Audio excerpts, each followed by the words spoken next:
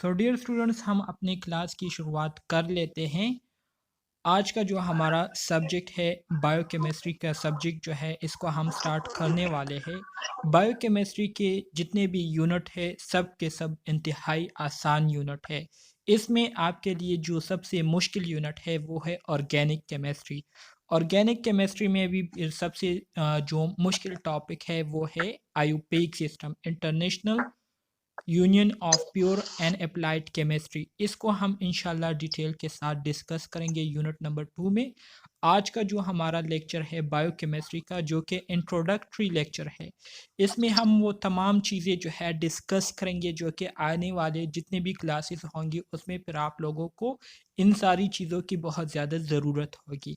इसके साथ साथ ये वाला यूनिट जो है बहुत ज़्यादा इम्पोर्टेंट है एग्ज़ामिनेशन पॉइंट ऑफ व्यू के हवाले से, क्योंकि ये बेसिक टर्मिनोलॉजीज़ पर मुश्तमिल है। इसमें आपको केमिस्ट्री से रिलेटेड जितने भी बेसिक टर्म्स है, जितनी भी बेसिक हिस्ट्री है वो आपको इस यूनिट में मिलेंगी। सो इंशाल्लाह आप लोगों ने जो है कोशिश करनी है कि हर एक चीज़ को आप प्रॉपर तरीके से अंडरस्टैंड करें। जहाँ पर भी आपको कोई प्रॉब्लम हो, किसी किस्म की कन्फ्यूजन हो, तो आप लोग जो है उसी टाइम जो है मुझे बताया करें, या क्लास के एंड पर जो है आप लोगों के जितने भी सवालात होंगे तो उसके लिए आपको टाइम मिलेगा, आप लोग फिर क्वेश्चंस कर सकते हैं। सही है। सो डियर स्टूडेंट्स, आपका बायोकेमिस्ट्री का यूनिट नंबर 1 है बेसिक कंसेप्ट ऑफ केमिस्ट्री। इसमें हम केमिस्ट्री के जितने भी बेसिक कंसेप्ट है उसके हवाले से बात करेंगे, जिसमें आपके एटम्स आ जाते हैं, मेटल्स आ जाते हैं, इलेक्ट्रॉन्स आ जाते हैं, प्रोटॉन्स आ जाते हैं।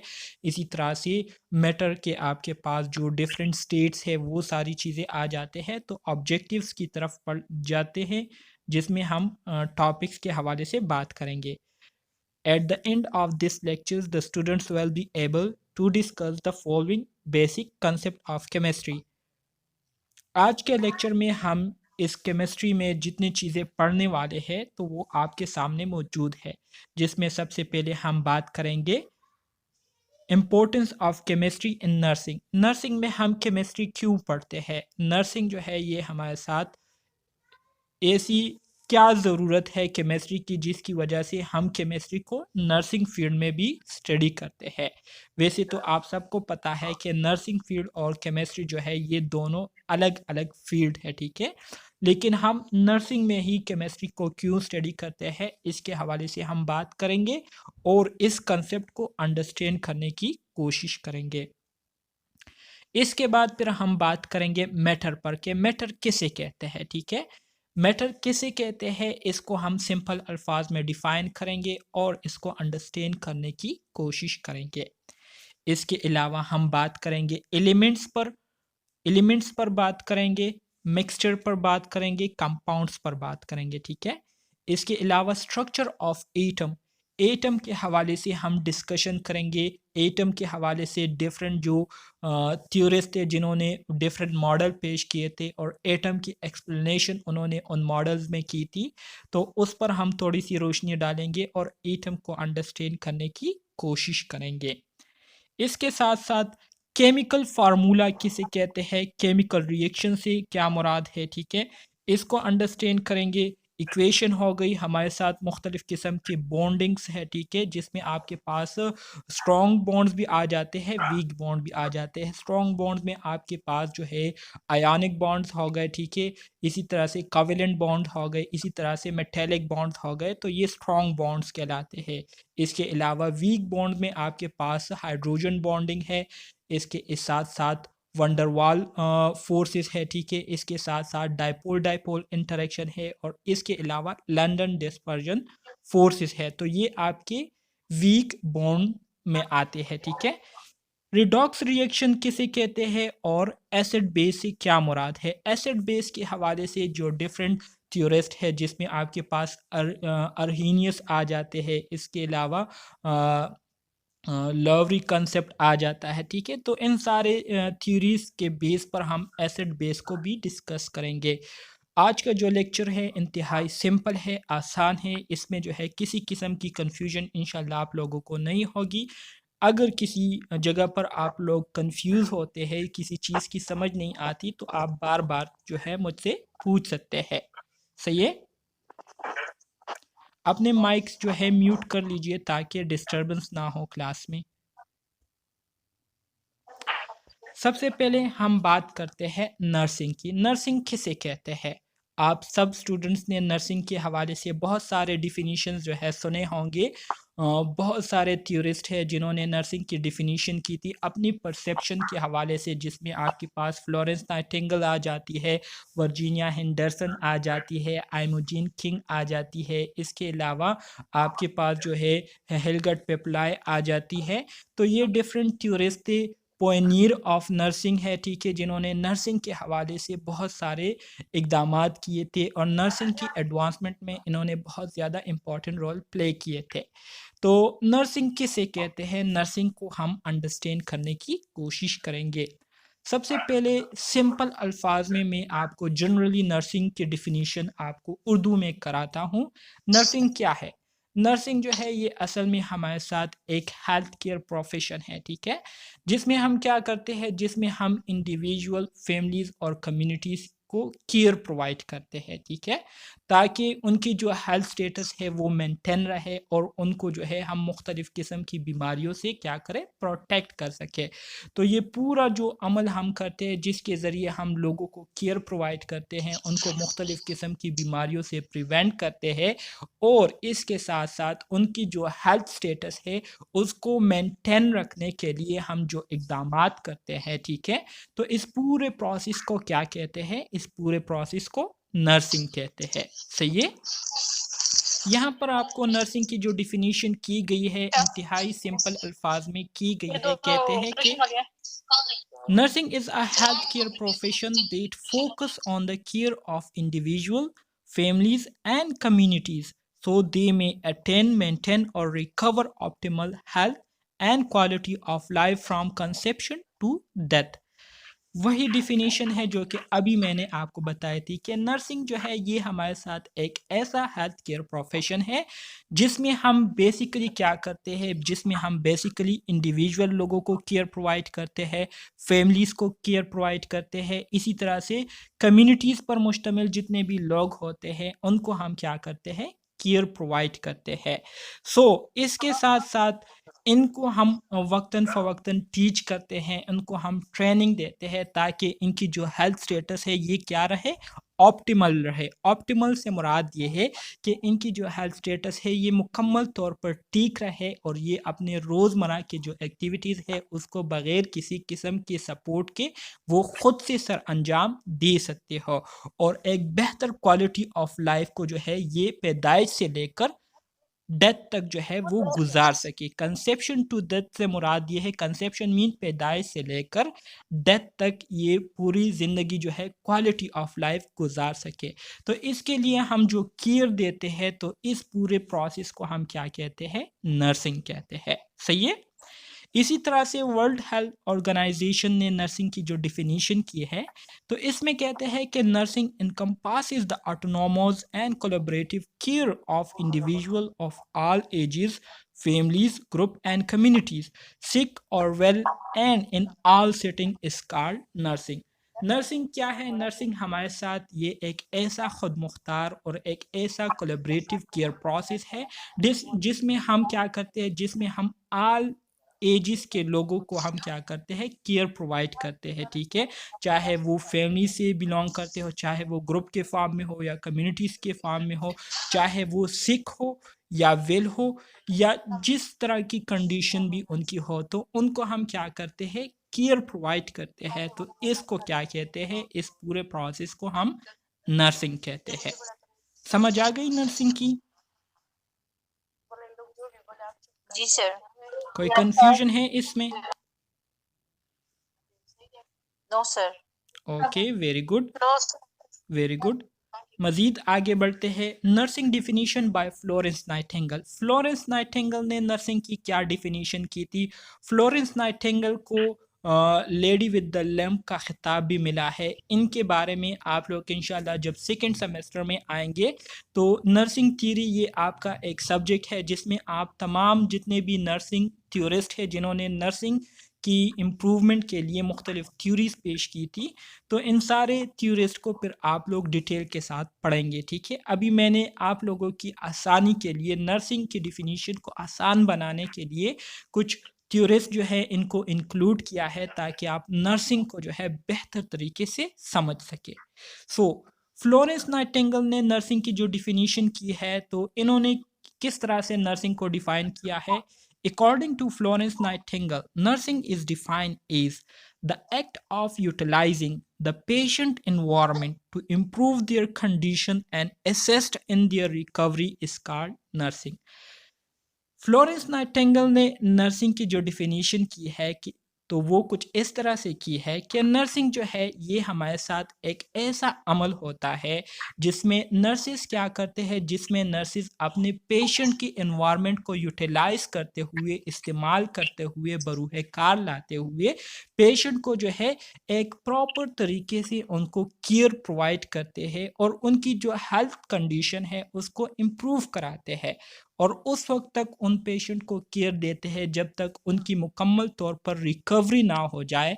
तो इस अमल को क्या कहते हैं, इस अमल को नर्सिंग कहते हैं। ठीक है, फ्लोरेंस नाइटिंगेल ने अपनी जो थ्योरी पेश की थी जिसको एनवायरमेंटल थ्योरी कहते हैं, तो बेसिकली इस थ्योरी में इन्होंने एनवायरनमेंट पर बहुत ज़्यादा फोकस किया था, जिसमें इन्होंने ये बात की थी कि किसी भी किस्म की केयर को इफ़ेक्टिव बनाने के लिए हमें जो सबसे ज़रूरी काम करना होता है वो है पेशेंट के एनवायरनमेंट का ख्याल रखना।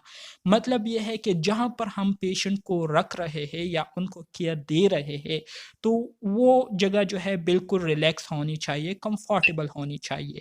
वहाँ पर प्रॉपर लाइटिंग सिस्टम होनी चाहिए, वहाँ पर किसी किस्म की नॉइस नहीं होनी चाहिए, वहाँ पर प्रॉपर वेंटिलेशन सिस्टम होनी चाहिए, वहाँ पर प्रॉपर हेल्थ केयर सिस्टम जो है वो होना चाहिए, प्रॉपर टेम्परेचर सिस्टम जो है होना चाहिए।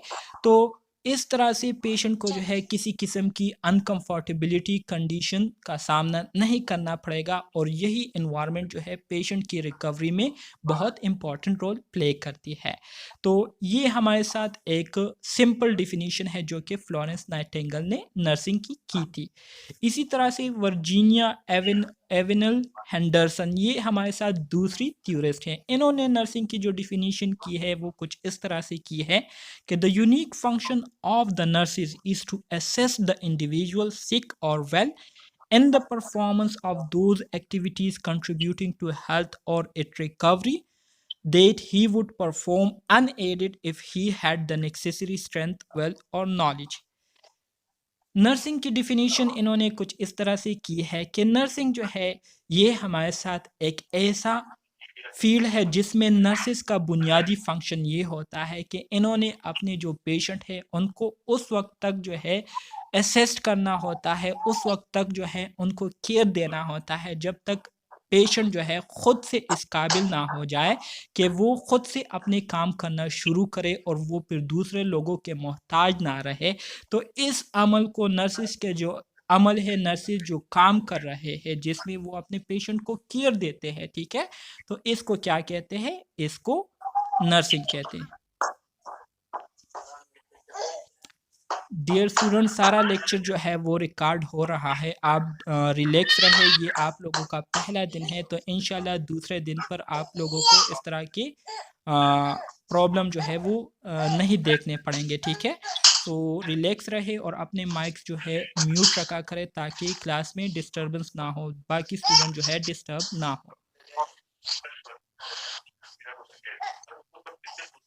देखिए असल में आप लोगों ने कंसेप्ट को क्लियर करना है। ठीक है, जब आप लोगों का कंसेप्ट क्लियर होगा और आप लोगों को थोड़ी सी इंग्लिश जो है समझ में आती होगी तो इंशाल्लाह जब एग्ज़ाम में यही एमसीक्यूज़ आएंगे, यही डिफिनीशंस आप लोगों को दिए गए होंगे और आपको कहेंगे कि ये डिफिनीशन किसने की थी, तो आप उनको कहेंगे कि फ्लोरेंस नाइटिंगेल ने की थी, या वर्ल्ड हेल्थ ऑर्गेनाइजेशन ने की थी, या वर्जीनिया हेंडरसन ने की थी।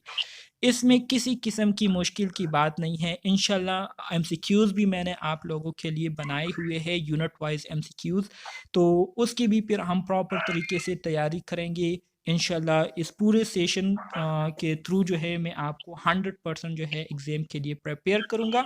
सो आप लोग जो है हौसला रखे, ठीक है, अपने जो मोटिवेशन है उसको जो है ऑन टॉप रखे। इंशाल्लाह ये पोस्ट आरएन जो है ये आप लोगों ने एक ऐसा फील्ड जो है चुना है, इसके थ्रू जो है आप लोगों के लिए आने वाले दिनों में बहुत सारे कामयाबी के दरवाजे खुलेंगे। जब आप पोस्ट आरएन कर लेंगे तो इसके बाद फिर आप एमएसएन कर सकते हैं, पीएचडी कर सकते हैं और बहुत ज़्यादा आगे तरक्की कर सकते हैं। सो आप लोगों ने जो है हर दम मोटिवेटेड रहना है। अपने 24 आवर्स में जस्ट 2 आवर्स जो है आप लोगों ने स्टडी करनी है दिल लगाकर, तो कोई मसला जो है आप लोगों को नहीं होगा। सही है? ओके जी, मज़ीद आगे बढ़ते हैं। अब आ जाते हैं एक इम्पोर्टेंट क्वेश्चन की तरफ कि हम नर्सिंग जो है, हम नर्सिंग में केमिस्ट्री को क्यों स्टडी करते हैं। सही है? केमिस्ट्री को हम आखिर क्यों स्टडी करते हैं नर्सिंग में? तो इसके हवाले से जनरली सबसे पहले मैं आप लोगों के साथ जो है जनरली बात शेयर करता हूँ कि केमिस्ट्री को हम आखिर क्यों नर्सिंग में स्टडी करते हैं। तो जैसे कि आपको पता है कि हमारी जो ह्यूमन बॉडी है इसमें मुख्तलिफ म्यूट कर दें सबको सर प्लीज। बात कर रहे थे नर्सिंग के हवाले से कि नर्सिंग जो है क्यों हम केमिस्ट्री जो है ये हम क्यों नर्सिंग में स्टडी करते हैं। तो जैसे कि आप सबको पता है कि हमारे बॉडी में मुख्तलिफ़ किस्म के एंजाइमेटिक रिएक्शन होते रहते हैं, ठीक है। तो उन एंजाइमेटिक रिएक्शन को अंडरस्टैंड करने के लिए, जिसमें हमारे जो बॉडी में जो डाइजेस्टिव सिस्टम है, ठीक है, जिसमें कैटाबॉलिज्म एनाबॉलिज्म होता है, आगे यूनिट में ये आने वाला है। तो इस कैटाबॉलिज्म एनाबॉलिज्म की जो कंसेप्ट है इसको समझने के लिए केमिस्ट्री जो है हम नर्सिंग में स्टडी करते हैं। इसी तरह से हमारी बॉडी में जो सेल्स होते हैं, जो रेड ब्लड सेल्स है, तो रेड ब्लड सेल्स के आर पार जो है मुख्तलिफ़ किस्म के एलिमेंट्स जो है वो हमारे सेल से बाहर निकलते हैं और सेल्स के अंदर आते हैं। तो इसके बाहर निकलने और अंदर आने के दौरान ये प्रॉपर किस्म के फंक्शंस जो है परफॉर्म करती है। तो इन फंक्शंस को अंडरस्टैंड करने के लिए हम केमिस्ट्री को क्या करते हैं, नर्सिंग में स्टडी करते हैं। इसके साथ साथ हमारी बॉडी में ऑक्सीजन किस तरह से ट्रांसपोर्ट होती है, ठीक है, कौन हमारे बॉडी में ऑक्सीजन को हमारे पूरी बॉडी के हर एक ऑर्गेनेल तक पहुंचाती है, ठीक है। तो इसको समझने के लिए केमिस्ट्री को स्टडी करना बहुत ज़्यादा ज़रूरी है नर्सिंग में। इसके साथ साथ हमारी बॉडी का जो पीएच है, हमारे ब्लड का जो पीएच लेवल है, तो पीएच लेवल को अंडरस्टैंड करने के लिए केमिस्ट्री को स्टडी करना ये बहुत ज़्यादा ज़रूरी है। तो इस वजह से हम केमिस्ट्री जो है नर्सिंग में स्टडी करते हैं। इसी तरह से ग्लूकोज मेटाबॉलिज्म हो गई, ठीक है, और मुख्तलिफ़ किस्म के बहुत सारे फंक्शन हैं जिसको अंडरस्टैंड करने के लिए केमिस्ट्री को स्टडी करना ज़रूरी होता है। तो केमिस्ट्री को स्टडी करने का जो बेसिक पर्पज़ है नर्सिंग में, वो यही है कि हम इन तमाम प्रोसेसेस को क्या करें, अंडरस्टैंड करें, जिसकी वजह से फिर हम क्या करते हैं, प्रॉपर तरीके से अपने पेशेंट की केयर कर सकते हैं, उनको प्रॉपर तरीके से हम ट्रीटमेंट दे सकते हैं। सो यहाँ पर कुछ इंपॉर्टेंट पॉइंट्स आप लोगों के साथ शेयर हुए हैं। कहते हैं कि a nurse should have basic knowledge of all the processes that occur at a cellular level। जैसे कि अभी मैंने आपको बताया कि हमारे बॉडी में सेलुलर लेवल पर मुख्तलिफ़ किस्म के प्रोसेसेस जो है होते रहते हैं, जिसमें एनर्जी का फॉर्मेशन होना, ठीक है, फिर उस एनर्जी का हमारे बॉडी के मुख्तलिफ़ ऑर्गन्स, मुख्तलिफ़ ऑर्गेनल्स, मुख्तलिफ़ टिश्यूज़ तक पहुँचाना।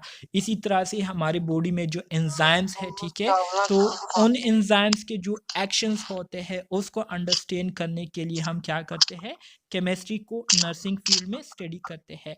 इसी तरह से डिफ्यूजन अक्रॉस सेल मेम्ब्रेन के आर पार मुख्तलिफ किस्म के एलिमेंट्स का बाहर जाना और सेल के अंदर आना एक प्रॉपर मकसद के लिए, इसको समझने के लिए हम क्या करते हैं, नर्सिंग में केमिस्ट्री को स्टडी करते हैं।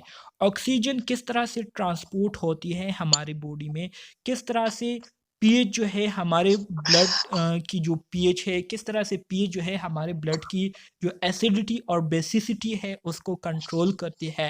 तो इस पीएच प्रोसेस को अंडरस्टैंड करने के लिए हम क्या करते हैं, केमिस्ट्री को नर्सिंग में स्टडी करते हैं। इसी तरह से ग्लूकोज की मेटाबॉलिज्म किस तरह से होती है, मेटाबॉलिज्म से क्या मुराद है, मेटाबॉलिज्म से मुराद इसकी ब्रेकडाउन कैसी होती है, इसकी डाइजेशन कैसी होती है, ठीक है। तो इसमें आपके पास दो प्रोसेसेस आते हैं, एक कैटाबॉलिज्म होता है और एक को हम एनाबॉलिज्म कहते हैं, ठीक है। तो इन प्रोसेसेस को अंडरस्टैंड करने के लिए हम केमिस्ट्री को नर्सिंग में स्टडी करते हैं। इसके साथ साथ वो पेशेंट जो कि डायबिटीज़ का शिकार हुए होते हैं, तो ये डायबिटीज़ उनको कैसी हुई है, ठीक है, इन कंडीशन को समझने के लिए हम क्या करते हैं, केमिस्ट्री को नर्सिंग में स्टडी करते हैं। So all these questions and many more all need a good understanding of the basic concept of chemistry. So इन सारे कंसेप्ट को अंडरस्टैंड करने के लिए बहुत ज़्यादा ज़रूरी है कि आप तमाम स्टूडेंट्स को जो है केमिस्ट्री के जो बेसिक कंसेप्ट है उसके बारे में आप लोगों को पता हो, ठीक है। जैसे कि आप लोग ड्रग डोजेज देते हैं, ठीक है, तो ये ड्रग डोजेज देना, ठीक है, ये भी केमिस्ट्री का एक पार्ट है, ये भी केमिस्ट्री की एक स्टडी आप लोगों ने की है, जिसके बेस पर आप लोग जो है पेशेंट्स को उनकी जो कंडीशन होती है उसके बेस पर आप उनको क्या करते हैं, ड्रग्स देते हैं। इसी तरह से अगर उनको एडवर्स रिएक्शन होता है उन मेडिसिन्स का, तो उस एडवर्स रिएक्शन को आप लोग कैसे मैनेज करते हैं, ये भी केमिस्ट्री का एक पार्ट है जो कि आप लोगों को सिखाया गया है। तो केमिस्ट्री का जो है एक बहुत ही इम्पोर्टेंट रोल है नर्सिंग में। सो इसको आगे आज अंडरस्टैंड करेंगे और इसको डिस्कस करेंगे। समझ में आ गई ये बात?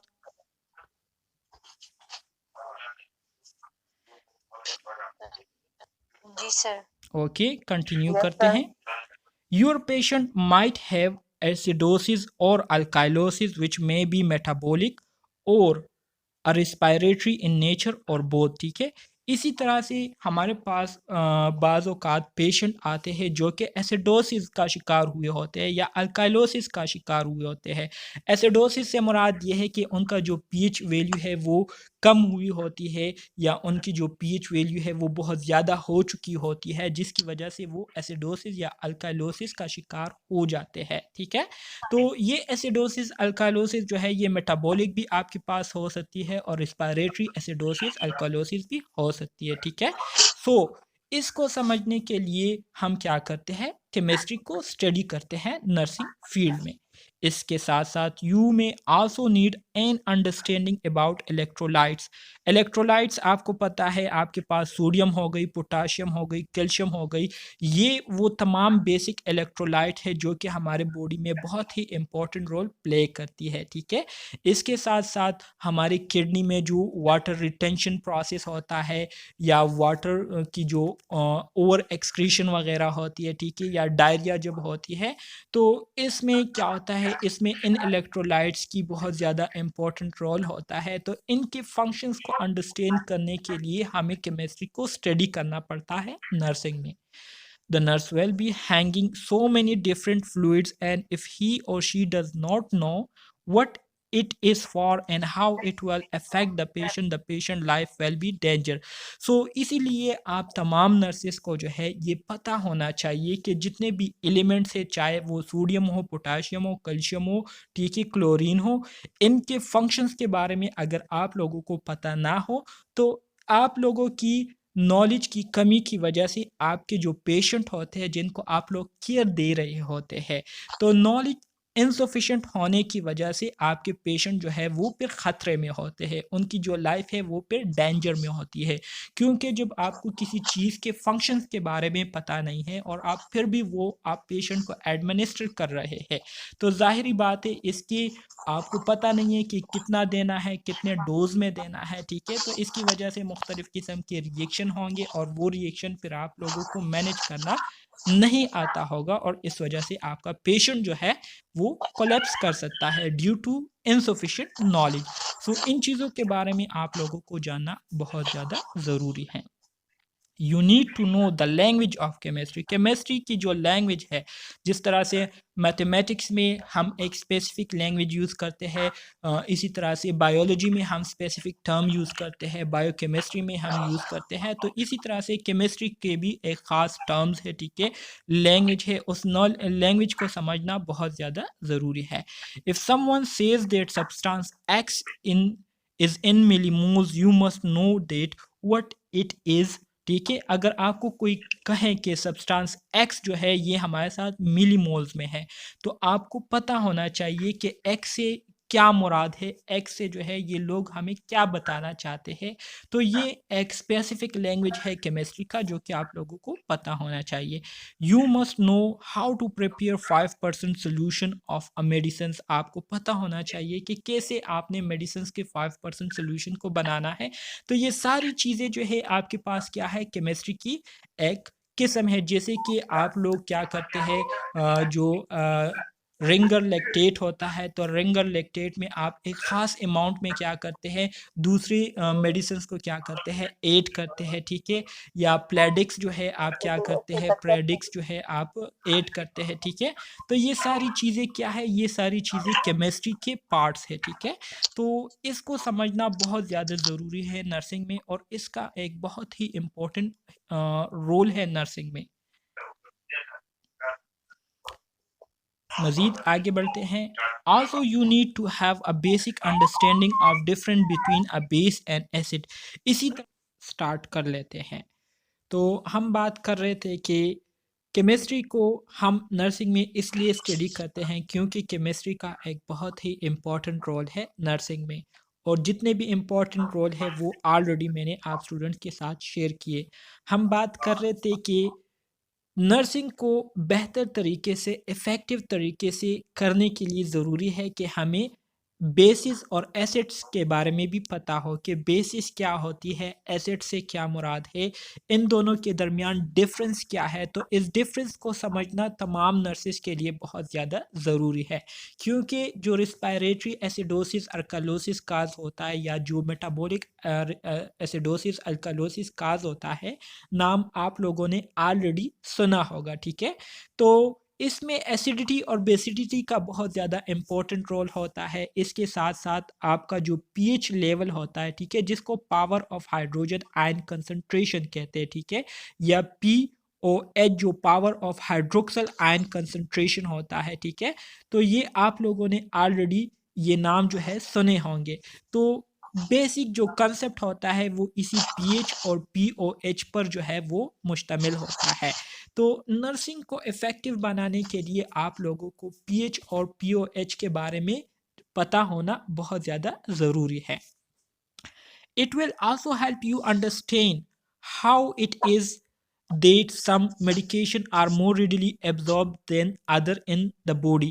इसी तरह से आप लोगों को ये भी समझना बहुत ज़्यादा ज़रूरी है आप स्टूडेंट्स के लिए कि कुछ मेडिसिन्स ऐसे होते हैं जो कि बहुत जल्दी हमारे बॉडी में एब्जॉर्ब हो जाते हैं, और वो बहुत जल्दी जो है इफ़ेक्ट्स जो है वो प्रोड्यूस कर देती है, जबकि कुछ मेडिसिन्स ऐसी होती है जिसका जो इफ़ेक्ट टाइम होता है या जो एक्शन टाइम होता है वो बहुत ज़्यादा लेंथी होता है। मतलब तकरीबन 24 आवर्स टाइम उसका होता है, या तकरीबन 12 आवर्स टाइम उसका हाफ टाइम होता है, जिसमें वो अपने जो एक्शंस होते हैं, अपने जो फंक्शन, अपने जो इफ़ेक्ट्स है उसको शो करता है।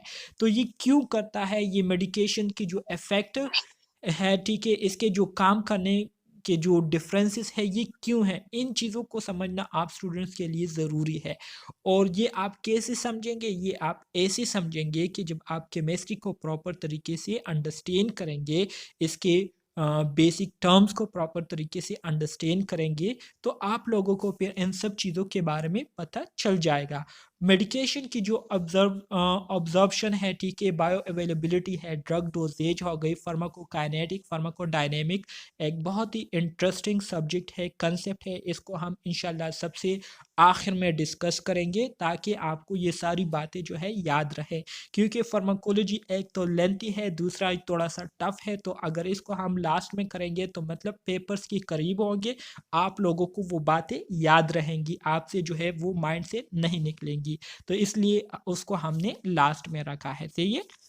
pH is a concept that come up in urinalysis, blood work and blood guesses. ठीक है, इसी तरह से पीएच जो है ये हमारे साथ एक ऐसा कंसेप्ट है जो कि हमारे जो यूरिनलिसिस है, ठीक है, और जितनी भी ब्लड से रिलेटेड जितनी भी बातें हैं, ठीक है, या ब्लड गेसेस से रिलेटेड जितनी भी बातें हैं, जैसे कि ब्लड ऑक्सीजन होगी, हमारे ब्लड में जो हीमोग्लोबिन होते हैं जो कि ऑक्सीजन को ट्रांसपोर्ट करती है और कार्बन डाइऑक्साइड को वापस टिश्यू से लेकर हमारे लंग्स में लाती है, और फिर हमारे लंग्स के ज़रिए जो अल्वियोलाई होते हैं उस एल्वियोलाइज के ज़रिए हमारी बॉडी से बाहर एक्सक्रीट होती है carbon dioxide.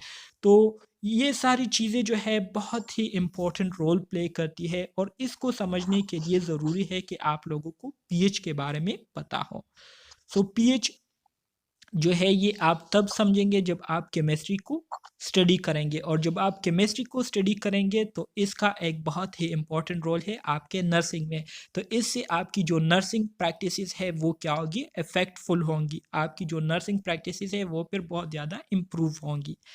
Nurses must understand how particularly medicines will react in different patients. This help to avoid wrong medication, wrong combination of drugs that can lead to adverse reaction। ठीक है, इसी तरह से nurses को जो है मुख्तलिफ मेडिकेशंस के बारे में पता होना चाहिए, ठीक है, जो कि मुख्तलिफ पेशेंट्स के लिए हम यूज़ करते हैं।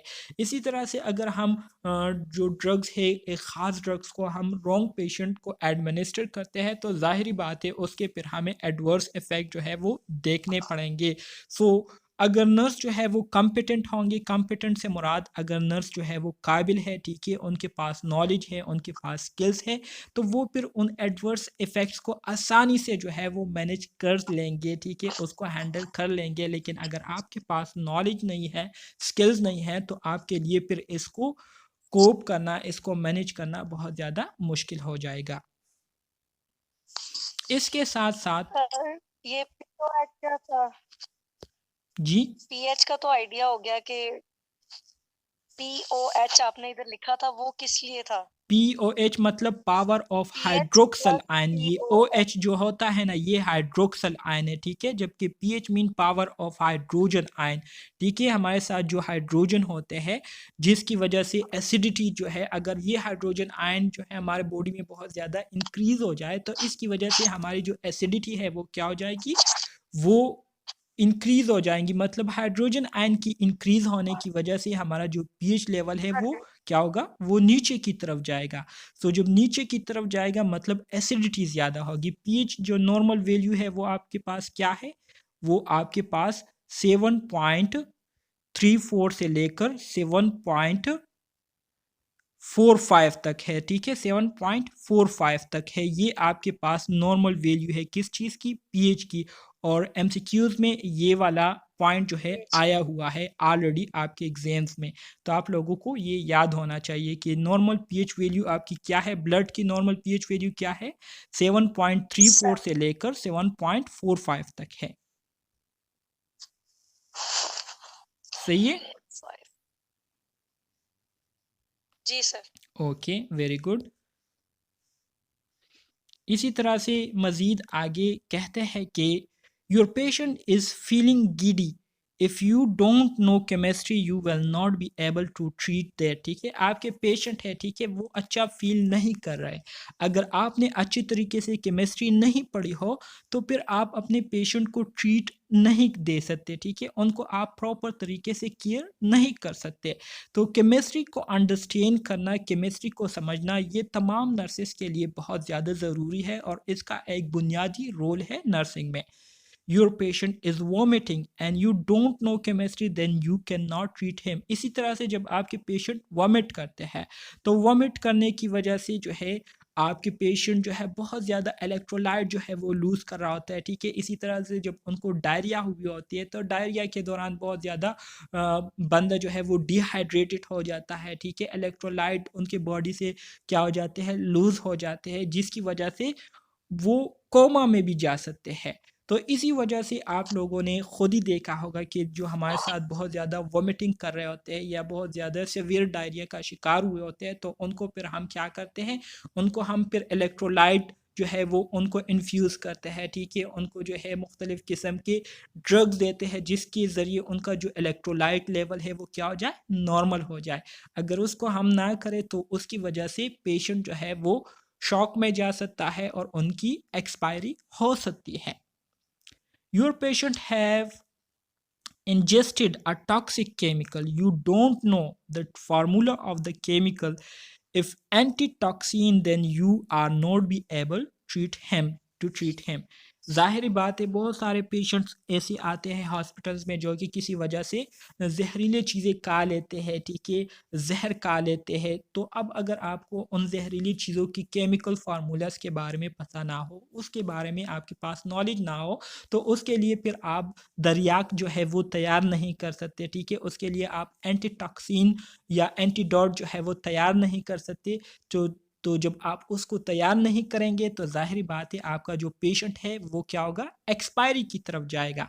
तो बहुत ज़्यादा ज़रूरी है केमिस्ट्री को समझना, केमिस्ट्री को अंडरस्टैंड करना, क्योंकि केमिस्ट्री के बगैर आपका जो नर्सिंग प्रैक्टिस है वो क्या है, इनकम्प्लीट है। सही है। अब हम आ जाते हैं केमिस्ट्री की तरफ। बहुत सारे हमने केमिस्ट्री की बहुत तारीफ़ की कि केमिस्ट्री जो है नर्सिंग में ये काम करता है, केमिस्ट्री की वजह से हम ये काम करते हैं, ये काम नहीं कर सकते केमिस्ट्री के बगैर। तो अब आ जाते हैं केमिस्ट्री की तरफ कि केमिस्ट्री आखिर कैसे कहते हैं, ठीक है, केमिस्ट्री क्या चीज़ है, ठीक है, कि इतनी ज़्यादा इसकी इम्पोर्टेंस है, अहमियत है नर्सिंग फील्ड में। सो केमिस्ट्री क्या है? सिंपल अल्फाज में अगर केमिस्ट्री की मैं आपको जनरल अल्फाज में डिफिनीशन करूँ तो केमिस्ट्री जो है ये असल में हमारे साथ साइंस की एक ब्रांच है जिसमें हम मैटर के बारे में स्टडी करते हैं और मैटर्स के जो आपस में एक दूसरे के साथ जो रिलेशनशिप होता है, एक दूसरे के साथ ये जो रिएक्शन करती है, ठीक है, एक्शन रिएक्शन एक दूसरे के साथ करती है। तो इसके बारे में जब हम स्टडी करते हैं, ठीक है, तो इसको हम क्या कहते हैं, इसको हम केमिस्ट्री कहते हैं। सिंपल डिफिनीशन यहाँ पर आपको दिया गया है, कहते हैं the branch of science concerned with the substances of which matter is composed, the investigation of their properties and the reaction and use of such reaction to form new substances is called chemistry. Chemistry ये हमारे साथ science की वो branch है, वो शाख है जिसमें हम उन तमाम सब्सटेंसेस के बारे में स्टडी करते हैं जो कि किस चीज़ से बने होते हैं, जो कि मैटर से बने होते हैं, ठीक है। और इसी तरह से फिर हम इन मैटर्स की जो खसूसियात होती है, जो प्रॉपर्टीज़ होती है, उसके बारे में हम केमिस्ट्री में क्या करते हैं, इन्वेस्टिगेशन करते हैं, स्टडी करते हैं। और इसी तरह से ये मैटर्स जो एक्शन रिएक्शन एक दूसरे के साथ करती है, ठीक है, और इन रिएक्शंस के नताइज में या नतीजे में हमारे साथ जो नए सब्सटेंसेस बनते हैं, तो इन सब चीज़ों के बारे में हम जिस ब्रांच में स्टडी करते हैं तो उस ब्रांच को हम क्या कहते हैं, केमिस्ट्री कहते हैं। समझ आ गई केमिस्ट्री की।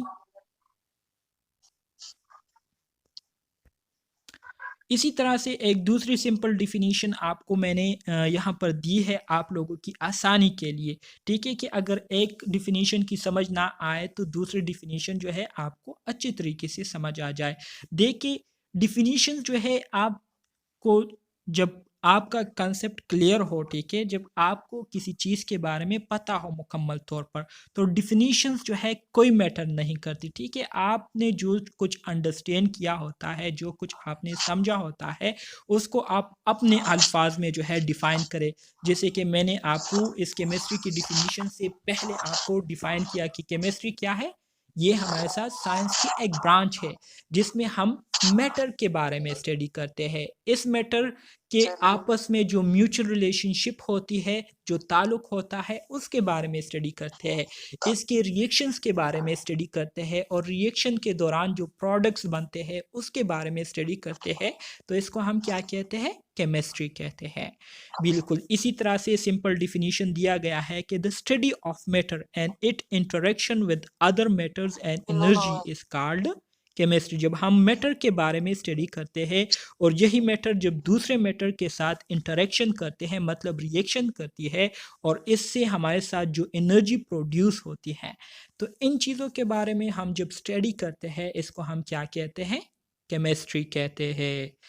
The study of matter in term of chemical reaction जब हम मैटर की स्टडी करते हैं केमिकल रिएक्शंस को देखने के लिए, मैटर्स की जो बनावट है उसको अंडरस्टैंड करने के लिए, मैटर का जो स्ट्रक्चर होता है ढांचा उसको समझने के लिए, मैटर के जो फंक्शन होते हैं उसको अंडरस्टैंड करने के लिए जब हम इसको स्टडी करते हैं तो इस मुतालिया को क्या कहते हैं? केमिस्ट्री कहते हैं। अब इसकी समझ आ गई?